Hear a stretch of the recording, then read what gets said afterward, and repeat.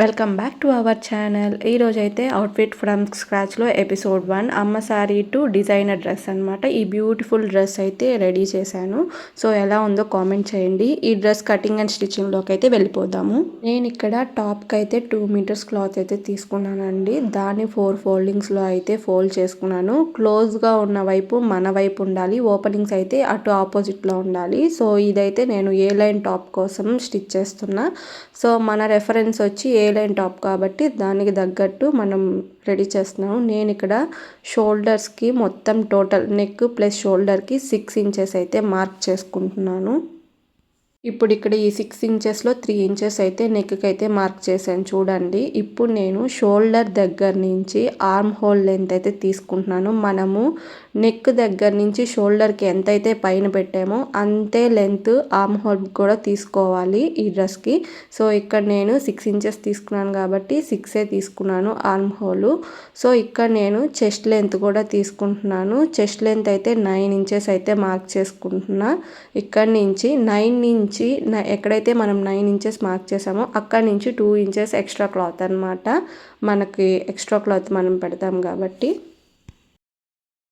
ఇప్పుడు మనం షోల్డర్ దగ్గర నుంచి నడుము లూజు అండ్ అలాగే కటింగ్స్ ఎక్కడ ఏ లైన్ షేప్ అనేది పెట్టుకోవాలనేది చూద్దాము. నేను ఇక్కడ నడుము లూజు షోల్డర్ దగ్గర నుంచి 14 ఇంచెస్కి మార్క్ చేసుకున్నా. అక్కడి నుంచి నేను చూడండి అడ్డంగా పెట్టి 8కి అయితే మార్క్ చేసుకున్నాను. మనం 2 హాఫ్స్గా చేసుకున్నప్పుడు 8 ఇంచెస్ వచ్చింది. సో 8 ఇంచెస్ అంటే టోటల్ 16 అనమాట బాటము. అలాగా ఓవరాల్ 32 అనమాట. సో 8 ఇంచెస్ దగ్గర నుంచి ఎక్స్ట్రా 2 ఇంచెస్ మార్క్ చేసుకోవాలి. ఇప్పుడు మళ్ళీ షోల్డర్ దగ్గర నుంచి 22 ఇంచెస్ దగ్గర మార్క్ చేసుకోవాలి. ఇది మనం ఏ లైన్ టాప్ కింద కట్స్ అయితే ఎక్కడైతే మార్క్ చేస్తామో అక్కడికనమాట. So as it is Punjabi dress ఎలా కటింగో అలాగే, కాకపోతే పంజాబీ డ్రెస్కి కట్స్ వస్తాయి, దీనికి రావు. మొత్తం జాయిన్ చేసేస్తాము. ఇదైతే ఇక్కడి నుంచి 12 ఇంచెస్, అక్కడి నుంచి ఎక్కడైతే మార్క్ చేసుకున్నామో 12 ఇంచెస్ అక్కడి నుంచి 1.5 ఇంచ్ ఎక్స్ట్రా పెట్టుకోవాలి. ఎప్పుడైనా గుర్తుపెట్టుకోండి, కింద కట్స్ ఎక్కడైతే పెడతామో అక్కడ 1.5 ఇంచ్ అనమాట.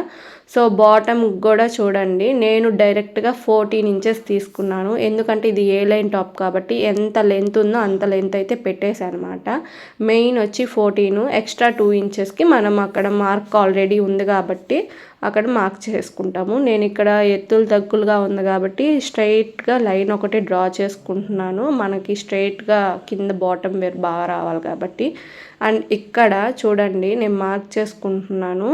సో ఇప్పుడు చూడండి నేను ఇక్కడ 10 ఇంచ్కైతే మార్క్ అయితే చేస్తున్నా. ఈ 10 ఇంచెస్ దగ్గర నుంచి క్రాస్గా 2 ఇంచెస్కి అయితే మార్క్ చేసుకొని మనం కట్ చేసుకోవాలి. ఇక్కడ నేను మొత్తం ఓవరాల్ పెట్టేశాను ఏ లైన్ కుర్తా కాబట్టి.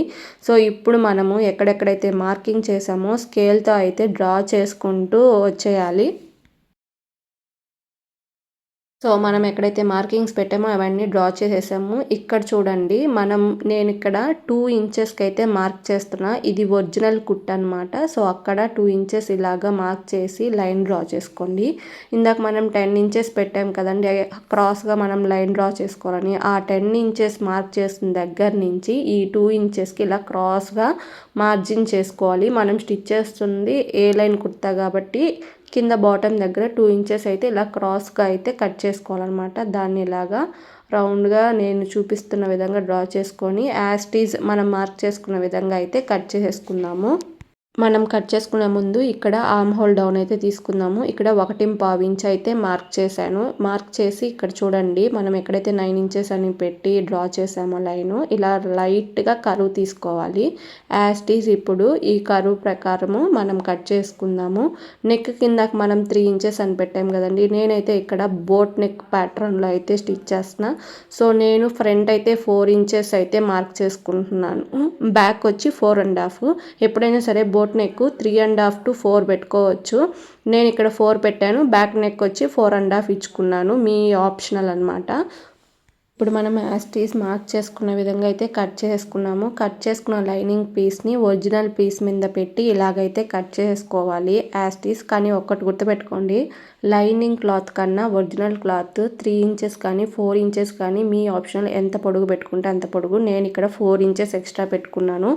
సో మనం యాస్టీస్ మనం లైనింగ్కి ఒరిజినల్ క్లాత్కి స్టిచెస్ వేసి చూడండి షోల్డర్ అయితే జాయిన్ చేసాను, హ్యాండ్స్ అయితే జాయిన్ చేసి రివర్స్ చేసుకొని యాస్టీజ్ మనకు ఎంత లెంత్ ఉందో అంతా అడ్జస్ట్ చేసుకుంటూ స్టిచ్ చేసేయాలి. ఇది చూడండి ఏ లైన్ కుర్తా. సో ఇప్పుడు మనము ప్లాజో అయితే కట్ చేస్తున్నాం అనమాట. ఇది 3 మీటర్స్ క్లాత్. 3 మీటర్స్ క్లాత్ని డబల్ ఫోల్డింగ్ చేసి క్రాస్గా అయితే వేయాలి. క్రాస్గా వేసి సో ఇక్కడ చూడండి నేనైతే కట్ చేశాను ప్లాజోని. ఇక్కడ నేను చూపిస్తున్నాను కదండి, పైన అయితే 9 ఇంచెస్, ఇక్కడ నేను హ్యాండ్ పెట్టి చూపించిన దగ్గర 12 ఇంచెస్ అనమాట. ఎక్కడైతే కరువు తిప్పానో అక్కడ 2 ఇంచెస్కి కరువు తీయాలి. 2 ఇంచెస్ లెంత్ తీసుకొని సో యాస్టీస్ మనం ఎలా కట్ చేసామో అలాగా మొత్తము అంటించుకుంటూ వచ్చేయాలి స్టిచ్ చేసుకుంటూ. కింద అయితే నేను ఫైనల్గా లైనింగ్ అంతా ఒరిజినల్ క్లాత్ మీద కట్ చేసి ఇలాగ రెడీ చేసుకోవాలి. ఇప్పుడు మనం రెడీ చేసిన ప్లాజోకి బెల్ట్ అయితే రెడీ చేసుకోవాలి. సో చూడండి నేను ఇక్కడ lining plus original cloth cut చేసుకున్నాను. లైనింగ్ లెంత్ వచ్చి 4 ఇంచెస్ అనమాట.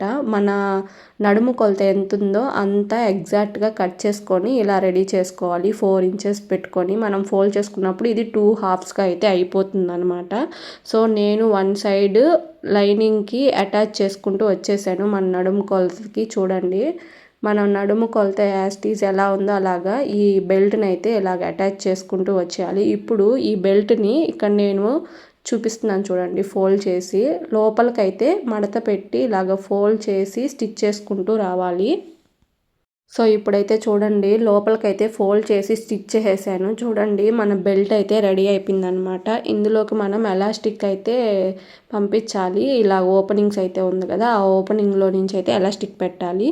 ఎప్పుడైనా సరే ఎలాస్టిక్ పెట్టేటప్పుడు మన నడుము కొలత కన్నా 2 ఇంచెస్ అయితే తక్కువగా తీసుకొని ఎలాస్టిక్ మార్క్ చేసుకొని ఇలా 2 సైడ్స్ నేను జారిపోకుండా స్టిచ్ అయితే వేసేసాను. లోపల సైడ్స్ అన్నీ స్టిచ్ అయితే చేసేసి రివర్స్ చేస్తే ఇదిగోండి మన ప్లాజో ప్యాంట్ కూడా రెడీ అయిపోయింది. సో మన డ్రెస్ అయితే ఓవరాల్ రెడీ అయిపోయినట్టే. ఫైనల్ అవుట్పుట్ ఎలా ఉందో చూసేయండి. సో ఫైనల్ అవుట్పుట్ అయితే ఇలా టర్న్ అవుట్ చేశాను. సో 5 మీటర్ శారీ క్లాత్తో అయితే ఇంత బ్యూటిఫుల్ డ్రెస్ అయితే రెడీ అయిపోయింది. మన అవుట్ఫిట్ ఫ్రమ్ స్క్రాచ్లో ఎపిసోడ్ 1 అనమాట. మీకు ఎలా అనిపించిందో కామెంట్ చేయండి. Like and subscribe for more videos guys.